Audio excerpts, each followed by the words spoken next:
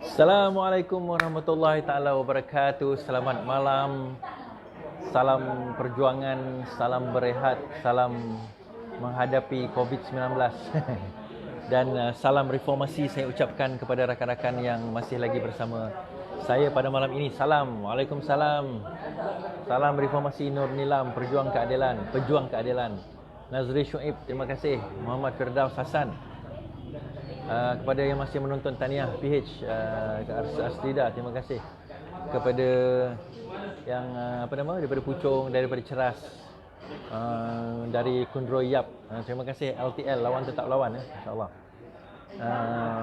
Terima kasih kepada Syam daripada Brunei. Daripada jauh daripada Brunei ya. Dari macam-macam tempat lah. Waalaikumsalam Muhammad Hafiz, Khalid Ahmad. Okey, kepada rakan-rakan semua, harap dapat bagi tahu kepada rakan-rakan lain untuk share saya punya live. InsyaAllah bagi tahu kepada rakan-rakan. Sekejap dah dapat dokin. Khairul Ali daripada Dubai. LTL, lawan tetap lawan. Macam mana aku dah panas. Liu Go Hong, terima kasih. Azura Salim, salam reformasi. InsyaAllah daripada Singapura, teruskan. Dari Shah Alam, Bina Negara, Muhammad Sofi, kawan Bina Negara kita ni. LTL terbaik, terima kasih.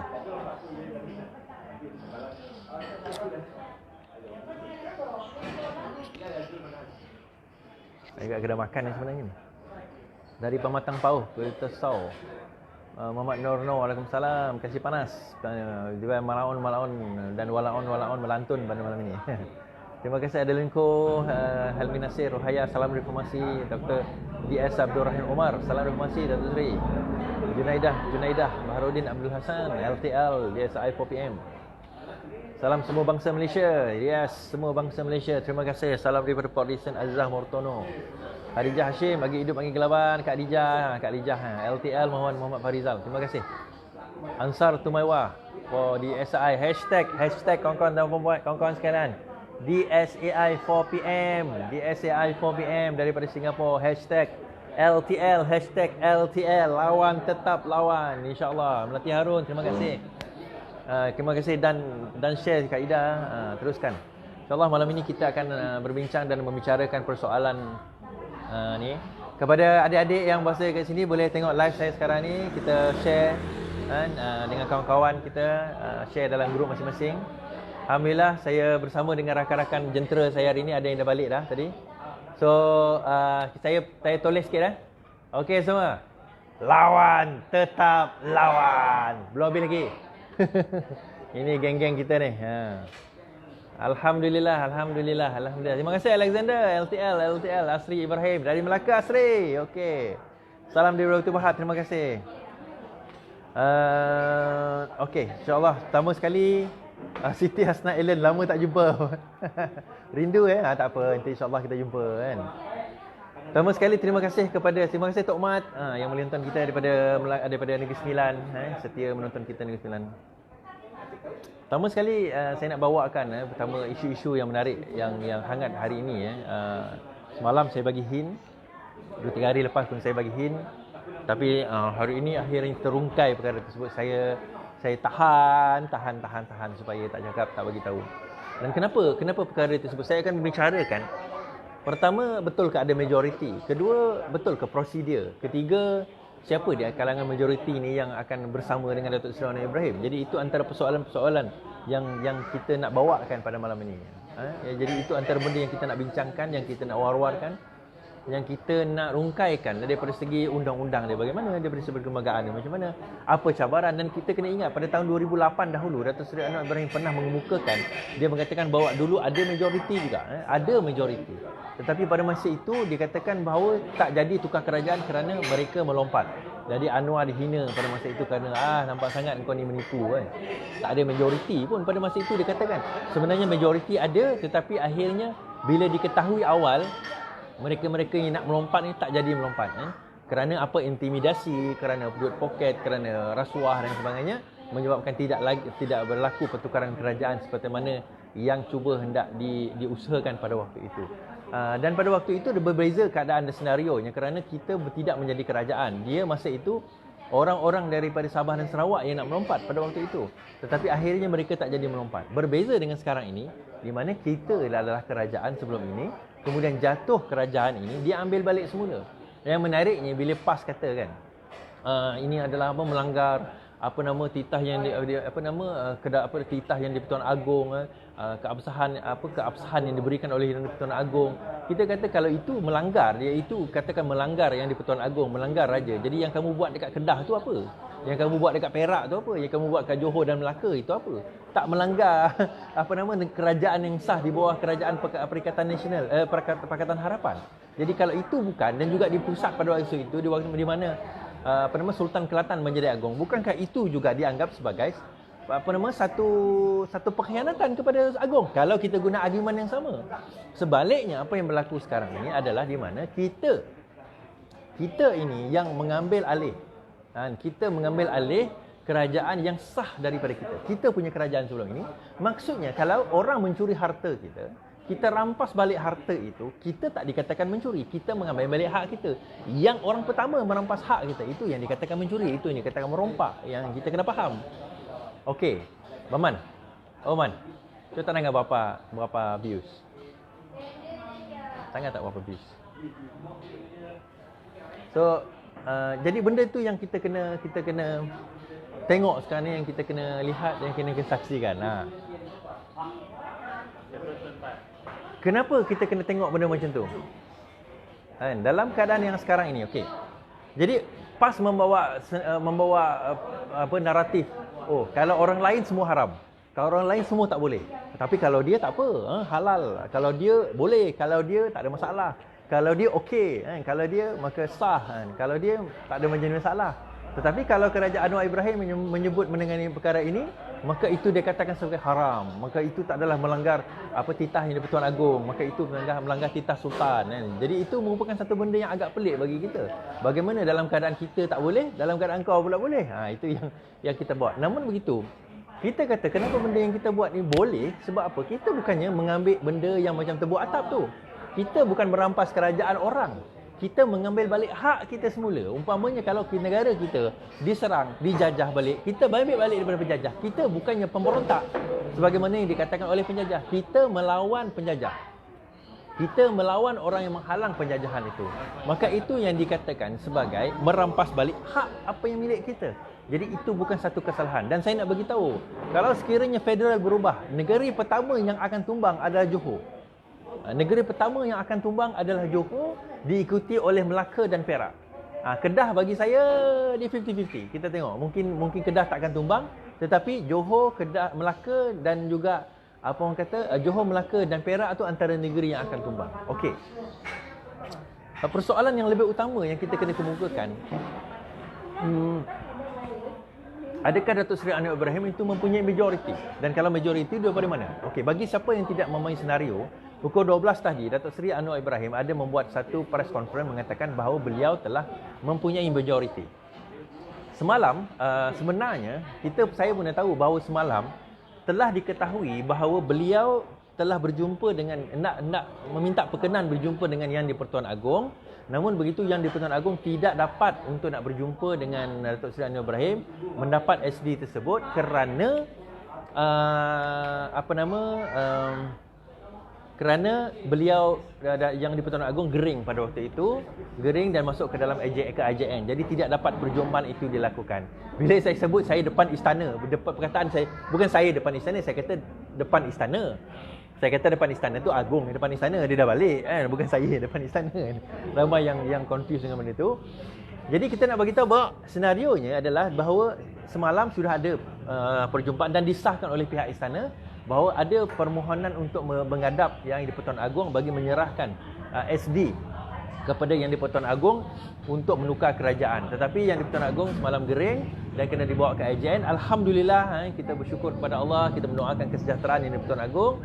Baginda telah pun dibawa keluar pada hari ini, discharge pada hari ini dan telah pun kembali ke istana. Dan berkemungkinan pada pagi esok Datuk Seri Anwar Ibrahim akan pergi menghadap Yang di-Pertuan Agong. Namun begitu jelas daripada press conference hari ini bahawa jumlah yang bahawa surat telah dihantar kepada Yang di-Pertuan Agong berkenaan dengan jumlah mereka yang hendak jumlah aku dah ni korang dah confuse. Okey, jumlah majoriti yang telah didapati oleh Datuk Seri Anwar Ibrahim sudah ada. Daripada jumlah majoriti itu sebenarnya sudah ada dan sudah diserahkan kepada Datuk Seri Anwar Ibrahim. Dan saya juga mengetahui bahawa sebenarnya daripada jumlah itu ada di antara mereka yang menyokong pejuang dan ada di antara mereka yang menyokong Datuk Seri Anwar Ibrahim dan ada yang menyokong kedua-duanya. Okey, bila disebut mengenai siapakah yang menyokong Datuk Seri Anwar Ibrahim, persoalan ini menjadi persoalan tanda besar. Dan saya boleh katakan bahawa mereka terdiri selain daripada Pakatan Harapan 92 kerusi, Warisan 9 kerusi, kita dapati ada di antara mereka adalah terdiri daripada Parti Pejuang, ada di antara mereka terdiri daripada UMNO dan ada yang terdiri daripada PAS. Saya berkata demikian kerana Zahid Hamidi hari ini tidak menafikan bahawa ada di antara ahli komponen UMNO yang menyokong Datuk Seri Anwar Ibrahim. Okey, itu yang kita kena jelas. Kemudian yang kedua, kita kata bahawa Zahid Hamidi sendiri mengatakan bahawa beliau pernah mengatakan UMNO tidak menyokong Perikatan Nasional. UMNO tidak menyokong Perikatan Nasional. UMNO bukan bersama dengan Parti Perikatan Nasional. Yang bersama Perikatan Nasional adalah komponen-komponennya. Adalah komponen-komponen adalah ahli-ahli individu di dalam parti tersebut. Namun begitu, daripada segi partinya, mereka tidak bersama dengan Perikatan Nasional. Daripada sini kita kena faham bahawa komponen parti dan individu di dalam parti adalah dua entiti yang berbeza. Apabila hari ini GPS mengatakan bahawa GPS tidak bersama dengan Datuk Seri Anwar Ibrahim, betul, kita setuju. BN pun tak bersama dengan Datuk Seri Anwar Ibrahim. Tetapi bukanlah kita mengatakan tidak ada komponen ahlinya yang hendak bersama dengan Datuk Seri Anwar Ibrahim. Termasuk PAS. PAS sendiri pun mengatakan bahawa mereka tidak bersama dengan Datuk Seri Anwar Ibrahim. Tetapi sebelum ini pun information saya dah dapat, sekurang-kurangnya 5 ahli parlimen PAS bersama dengan Datuk Seri Anwar Ibrahim dan juga Husam Musa secara sembunyi-sembunyi, secara supportnya. Jadi daripada sini, keadaan ini kita akan dapat nampak bahawa perikatan ini berkemungkinan datang daripada komponen-komponen itu sendiri. Namun begitu, kenapa Anwar Ibrahim tidak revealkan, tidak bagi tahu, tidak nyatakan hari ini? Tidak nyatakan hari ini. Kenapa daripada segi jumlah dia, kenapa tak nyatakan daripada segi jumlah SD tersebut? Seperti yang dinyatakan oleh Datuk Seri Anwar Ibrahim. Kejap Capture screen. Seperti yang dinyatakan oleh Datuk Seri Anwar Ibrahim, beliau menyatakan bahawa dia nak menyampaikan jumlah itu terlebih dahulu kepada Yang di-Pertuan Agong. Biarlah Yang di-Pertuan Agong itulah yang mengetahui jumlah itu secara pertama. Ada orang yang memperlekehkan, dia kata nampak sangat Anwar Ibrahim ni berbohong. Engkau tak ada numbers, kau main sebut saja.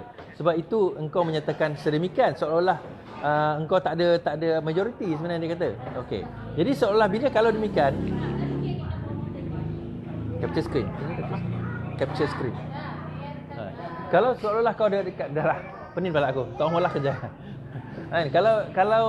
Kalau demikianlah keadaannya, seolah-olah macam tidak ada majoriti. Kalau tidak ada majoriti, jadi kenapa Datuk Seri Anwar Ibrahim berani menyatakan bahawa beliau mempunyai majoriti?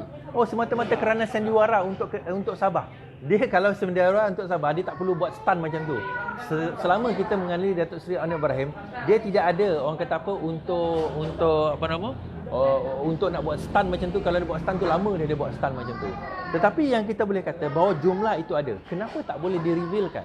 Kita tahu kalau kita revealkan jumlah, contohnya daripada PAS sekian, daripada UMNO sekian, daripada Bersatu sekian, daripada Pejuang sekian, maka kita akan dapat mengetahui siapa sebenarnya yang bersama dengan Datuk Seri Anwar Ibrahim, dan tidak mustahil bahawa mereka akan disogok, mereka akan diintimidasi, mereka akan cuba untuk dipujuk kembali untuk tidak menyokong Datuk Seri Anwar Ibrahim. Dan itu merupakan satu perkara yang jelas.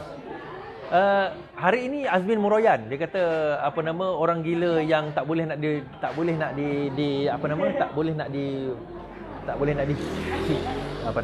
kata tak boleh nak dikata apa lagi lah. Memang orang gila Anwar Ibrahim ni menyatakan jumlah sedemikian.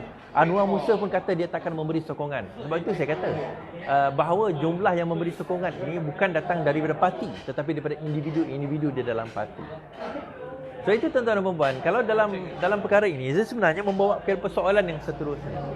Boleh ke Datuk Seri Anwar Ibrahim mengambil alih kerajaan yang ada sekarang? Itu persoalan paling utama. Okey, kita setuju dia ada majoriti. Persoalan seterusnya, bolehkah beliau mengambil kerajaan yang ada sekarang berdasarkan perlembagaan? Now, dia menimbulkan satu perkara yang menarik. Sebab apa yang berlaku pada tahun 2020 ni, kebanyakan benda yang berlaku memang tidak pernah ada dalam sejarah negara kita. Sebab itu bagi saya, budak-budak yang belajar sejarah nanti dia pening kepala. Kenapa? Antaranya adalah, saya katakan sebelum ini, untuk kerajaan itu bertukar, selain daripada pilihan raya, dia ada beberapa option. Pertama, kena ada undi tidak percaya di dalam di dalam parlimen atau Dewan Undangan Negeri. Kedua, di mana ketua menteri, menteri besar atau perdana menteri meletak jawatan. Ataupun berlaku kematian atau sebagainya. Maka dalam keadaan itu, maka bolehlah dikatakan Agong Sultan take over komposisi tersebut, dan juga Agong dan Sultan itu bolehlah mengadakan SD bagi memastikan bahawa kerajaan itu boleh bertukar. Jadi adakah perbuatan menghantar SD ke istana itu boleh menjatuhkan kerajaan? Ini jadi satu persoalan yang menarik, dan saya melihat walaupun saya memang dalam di sudut hati saya naklah supaya kerajaan bertukar kan. Tetapi dalam masa yang sama kita bercakap tentang undang-undang, the rule of laws. Kita bercakap tentang perlembagaan, kita bercakap tentang prosedur. Jadi dalam keadaan dan isu ini kita kena faham satu perkara. Apabila Datuk Seri Anwar Ibrahim menyerahkan SD itu kepada Yang di-Pertuan Agong, jawapan Datuk Seri Anwar Ibrahim dia kata itu adalah prerogatif kepada Agong untuk nak melantik Perdana Menteri yang baru berdasarkan kepada kes daripada Perak hari itu. Betul. Agong mempunyai hak untuk menyatakan, tetapi bukanlah bermakna perkara itu tidak boleh dicabar di mahkamah. Seperti yang saya sebut sebelum ini, Kalong Ningkan pernah mencabar, Niza pada tahun 2009 di Perak pun pernah mencabar benda ini di mahkamah. Jadi mencabar benda ini di mahkamah bukanlah satu benda yang pelik dan bukanlah tidak pernah berlaku. Dia pernah berlaku. Now, persoalan lebih utama, so apa yang patut dilakukan sebenar-benarnya? Setelah menghadap Agong, maka sebenarnya Agong boleh meminta supaya diadakan satu sidang parlimen tergempar bagi menentukan adakah Perdana Menteri ini masih mendapat sokongan atau tidak, dengan mengemukakan usul undi tidak percaya kepada Yang di-Pertuan Agong. Okey, undi tidak percaya kepada Yang di-Pertuan Agong. Kepada Perdana Menteri. Kalau sekiranya Perdana Menteri tidak mahu meletakkan jawatan, let's say Perdana Menteri tak mahu meletak jawatan, maka boleh berlakukan demikian. Okey, let's say dia buat, akhirnya berlaku undi tak percaya, maka masa itu kita boleh buat transaksi secara aman. Perubahan kuasa itu secara aman, dan tak pernah berlaku, tetapi ini kemungkinan akan berlaku. So bagaimana kalau sekiranya Agong kata, okey, tapi bagaimana dengan sebelum ini? Pada Februari tak ada pun undi tak percaya itu berlaku. Now, apa yang berlaku dengan pada Februari yang lepas adalah di mana Mahathir meletak jawatan. Pada masa itu kita tidak ada Perdana Menteri. Perdana Menteri, menyebabkan Agong kena ambil alih dan kena mengemukakan statutory declaration. So nak tak nak kena buat benda tu kan. Akuan bersumpah pada masa itu untuk melantik siapa yang bakal jadi Perdana Menteri dengan suara majoriti, kerana Perdana Menteri tidak ada. Jadi bila Perdana Menteri tidak ada, tak boleh. Parlimen tu tak boleh function sebagaimana yang sepatutnya dia function. Kabinet tak ada, menteri tak ada, macam mana nak function kan? Maka dalam keadaan demikian kita katakan bahawa kena ada campur tangan daripada Yang di-Pertuan Agong. Tapi sekarang ini, menariknya, ini saya kata menarik sebab saya melihat daripada sudut akademik. Apabila tidak ada peletakan jawatan daripada Perdana Menteri, malah pukul 2.30 tadi kalau kita lihat, Perdana Menteri masih lagi berucap seperti biasa dan memberikan satu BSH lah, bantuan prihatin kepada rakyat. So, dan mengemukakan bajet kan. So, dalam keadaan ini bagaimana? So dalam keadaan begini, saya kata Agong tadi boleh meminta supaya diadakan sidang parlimen tergempar, itu satu. Kedua, boleh tak kalau Muhyiddin Yassin mengumumkan supaya diadakan satu pilihan raya tergempar? Snap election, bolehkah diadakan snap election? Jawapannya boleh. Muhyiddin Yassin mempunyai hak untuk memanggil snap election.